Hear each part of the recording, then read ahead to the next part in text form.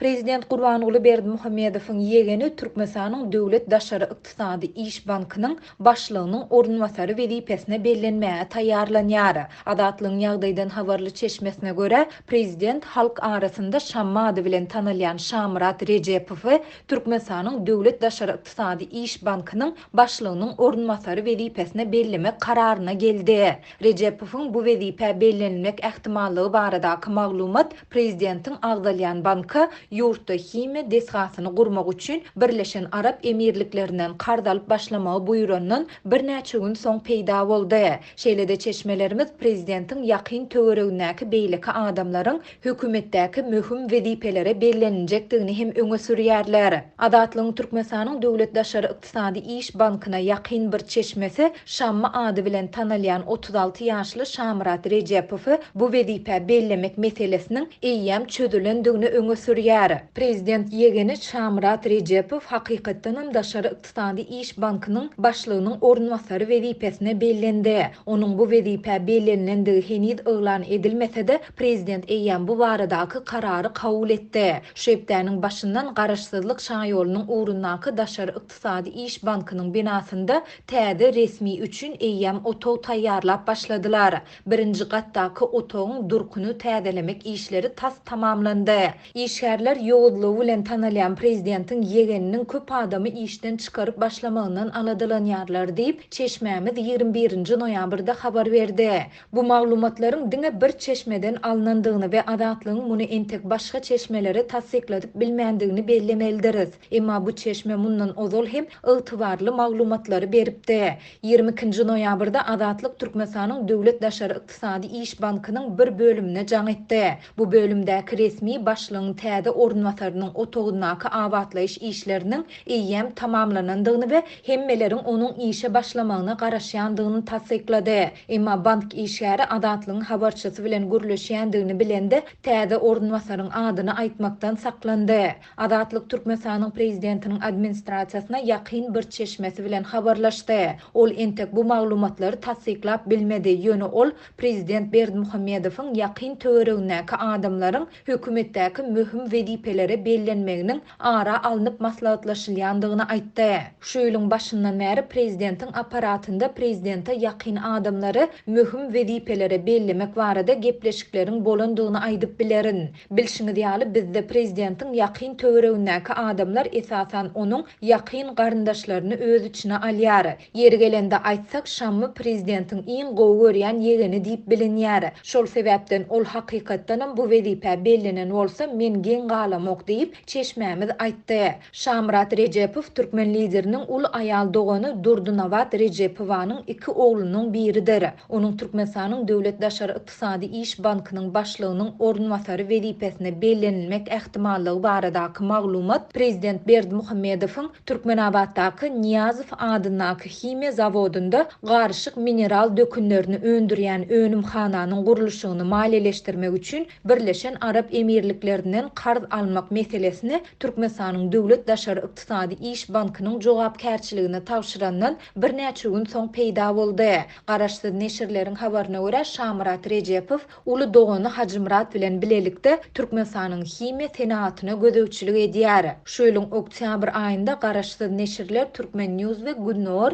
guramaçylykly jenaýat we korrupsiýa hasabaty proýekti bilen bilelikde Rejepow doganlarynyň ýurtda öndürilen hime önümleriniň täsirli bölegini daşary ýurtlarda hasaba alynan galp kampaniýalaryň üstü bilen eksport edýändiginiň üstüne açdy.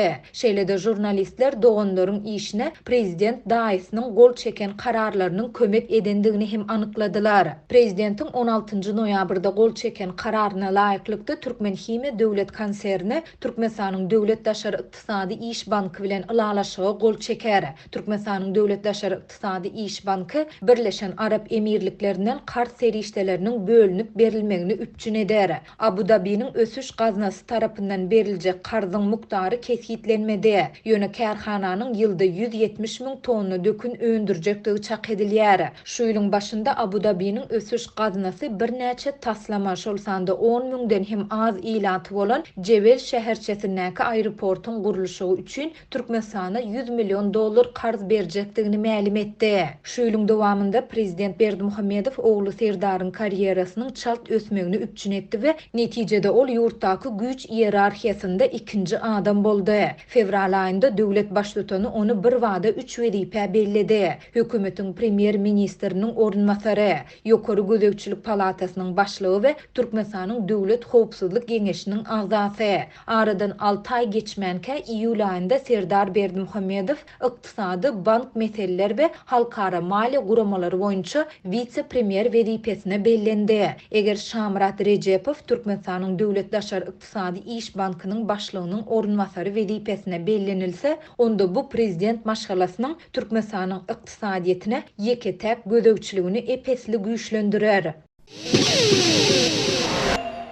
22 noýabrda Türkmenabadda dollar Garabazarda 23 manat 60 teňeden satyn alındy. Azatlyk radiosynyň habarçylary Garabazardaky dollaryň durnuksuz bahalary barada habar berýärler. Habarçymyz 19 noýabrda Türkmenabadda dollaryň 23,5 manatdan birden 26,5 manata çykanlygyny habar berdi. Ýöne aradan 3 gün geçenden soň ikinji habarçymyz Sebitde dollaryň satyn alyş narhynyň gaýtadan 23 manat 60 teňe aşaklanyny habar berdi. Habarçymyz Garabazarda dollar satyn alýan adamlar köplenç telekeçilerden aýdýar. Türkmenistanyň Merkezi Banky dollaryň resmi alış-çalış bahasyny 2015-nji ýyldan bäri 3,5 manatdan saklaýar. Ýokarlanan bahanyň özi tas resmi kurs bilen deňlip bir ýerli ýaşaýjy dollar 23,5 manatdan 26,5 manata çykanyny aýtdy. Habarçymyz dollaryň bahasynyň göterilmegi bilen bahalaryň gaýtadan gymmatlamak ähtimallygy barada ýyla tarasyny aladalaryň döränligini habar berdi. Türkmenistanyň kronikasyna görä 21 noýabrda Aşgabatda dollar 23 manat 70 teňeden satyn alındy we 24 manat 20 teňeden satyldy. Bir hepdedol paýtagtda dollar 23 manatdan satyn alındy, 23 manat 40 teňeden satyldy. Azatlyk radiosynyň Lewapdaky ikinji habarçysy welayet merkezine hereket edýän Garabazarda 22 noýabrda 1000 dollar çalışmak şerti bilen dollaryň 24 manatdan satyn alynanyny habar berdi. Habarçymyz hepdeniň başyna Türkmenabadyň bazarlaryna azyk önümleriniň bahalarynyň şol bir gymmatlygyna saklanyp galýanyny habar berdi. Ýöne adamlar bir da satjak bolsalar dolarym galyp başlat diýip panika düşüp başlaýarlar. Meselem sementiň bahasynyň haltasy 40 manatdan satylýardy. Ýöne dolar arada 2 gün 25 manatdan satyn alınıp başlandy. Sementiň bir haltasynyň bahasy desine 60 manata çykdy diýip valyutanyň Garabazar söwdasynyň habarly ýaşaýjy Azatlyk radiosynyň habarçysy bilen gurrundaşlykda aýtdy. Wagonlap gelen sement desine satyn alınýar. Pullu terekeçiler 500 haltalap satyn alyp goýýarlar. Gymmatlan soň satjak diýip o sözüne goşdy. Dowam edýän ykdysady kynçylyklaryň fonuny Türkmenistan soňky 5 ýyl töwere wagt ber ýurdun çägine valyutanyň erkin söwdasyny berk çäklendirip gelýär. Valyutanyň resmi çalyşygynyň çäklendirilmegi bilen ýurtda gara bazar peýda boldy. Telekeçiler hususy taraplarda haritlaryň we hyzmatlaryň bahalarynyň dollaryň Garabazar bahasy boýunça kesgitlenýändigini aýdýarlar. Bu ýagdaý ilatyň satyn alyjylyk ukybyny pese gaçyrýar. Raýatlaryň zähmet haklarynyň valyutadaky meşberi Garabazara görä resmi kurs bilen deňeşdirilene 6 esse töwregi pes bolýar. Türkmenistanyň hökümeti ýurdun ykdysady we maliýe kynçylyklaryny açaçan boyun almaýar. Martyň ahyryna we apreliň başlaryna ýurdun durly sebitlerine dollaryň Garabazar bahasy manat garşysyna rekord derejede göterilip 1 dollar 40 manada çenne çykdy. Azatlyk radiosynyň habarçylary awgustyň başlaryna ýurdun durly sebitlerine şol sany paýtagat Aşgabatda, Marada, Türkmenabadda we Daşowda häkimetleriň valyuta söwdegarlaryna garşy reýd geçirenligini hemde munyň netijesini millionlarça daşary ýurt pulunyň hemde yerli pulun ele salynanyny habar berdi. 22 noýabrda Aşgabatda ençeme sagatlap internet üpsünçiligi kesildi. Bu erkin maglumat akymyny berk çäklendirmekde tanqid edilýän türkmen häkimetleriniň ýurtda alternativ maglumat çeşmeleriniň öňüne almak tynançyklaryny hasam güýçlendiren makalyna gabat geldi. Duşenbe güni Aşgabat boýunça internet üpsünçiliginiň kesilendigi barada Azatlyň ençeme çeşmesi habar berdi. Sol bir wagtda bu barada resmi türkmen habar seriýetlerinde selede ýurdun ýeketäk internet üpsünçisi Türkmen Telekomyň web saýtynda öňünden hiç hili duýdurys çap edilmedi. Azatlyk bu mesele dogrusunda Türkmen Telekomyň Aşgabatdaky hyzmat edis bölümleriniň biri bilen habarlaşanda edaranyň degişli wekili bu baradaky maglumatlary umuman reddetdi.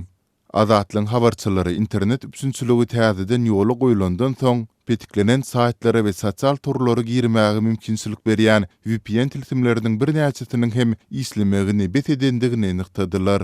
Ýatlyk media azatlygyny bir çäklendirmekde tanqidlenýän Türkmenistanda garaşsyz habar. Sultanda Azatlyk radiosynyň web saýty şeýle-de iri sosial ulgamlar petikli galýar.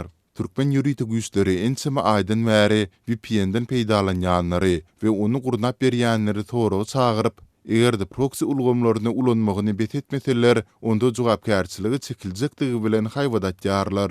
Türkmen häkimetleriniň bu çäreleri sosial medialarda Türkmen hökümetiniň Sultanda prezident Berdimuhammedowyň alyp barýan siýasatyna garşy tanqidi pikirleriň artyp başlan döwrüne gabat gelýär. Şeýle-de soňky özgörüşler geçen aýdan başlap ýurt boýunça internet tizliginiň pesildilmeginiň fonunda bolup geçýär.